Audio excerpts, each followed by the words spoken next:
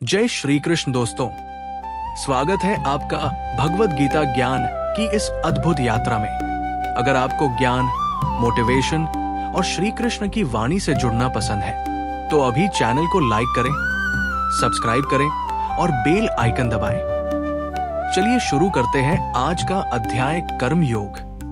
अर्जुन ने श्री कृष्ण से पूछा, हे माधव, यदि बुद्धि योग श्रेष्ठ है तो फिर आप मुझे युद्ध जैसे कर्म में क्यों लगा रहे हैं? इस पर श्री कृष्ण मुस्कुराए और बोले, हे अर्जुन, संसार की प्रकृति ही ऐसी है कि कोई भी क्षण भर के लिए बिना कर्म किए नहीं रह सकता। ये शरीर, ये मन, ये संसार सब कर्म के आधार पर चलते हैं। कर्म से भागना नहीं, कर्म करना ही धर्म है। श्री कृष्ण कहते हैं, कर्म करो, क्योंकि कर्म करना तुम्हारा अधिकार है, परंतु फल की चिंता मत करो। यहाँ श्री कृष्ण एक बहुत गहरी बात कहते हैं। कर्म किए बिना जीवन संभव नहीं है और निष्क्रियता यानी कर्म से भागना मनुष्य का धर्म नहीं है। वो समझाते हैं कि यदि हम कर्म ना करें तो ये संसार कैसे चलेगा?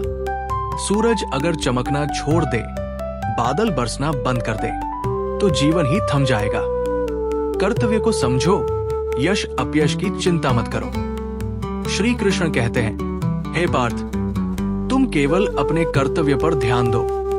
तुम योद्धा हो, तुम्हारा धर्म है अन्याय के विरुद्ध खड़ा होना। कर्तव्य का पालन ही सच्चा योग है।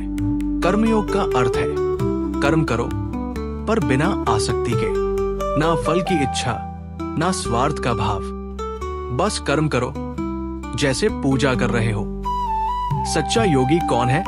श्री कृष्ण बताते हैं, जो अपने कर्मों को ईश्वर को समर्पित करके करता है, जो फल की अपेक्षा नहीं करता, वही सच्चा योगी है। और अंत में श्री कृष्ण कहते हैं, हे अर्जुन, तू युद्ध कर पर स्वार्थ से नहीं, धर्म से, न्याय के लिए, अपने कर्तव्य के लिए। तो दोस्तों, अध्याय 3 से हमें मिला ये अनमोल संदेश। कर्म करते जाओ, फल की चिंता छोड़ो। यही श्री कृष्ण का कर्म योग है। अगर आपको ये ज्ञानपूर्ण कथा अच्छी लगी हो तो लाइक करें, सब्सक्राइब करें और इस ज्ञान को दूसरों तक जरूर पहुंचाएं। जय श्री कृष्ण। मिलते हैं अगले अध्याय में, जहां श्री कृष्ण अर्जुन को ज्ञान और भक्ति के और रहस्य बताएंगे।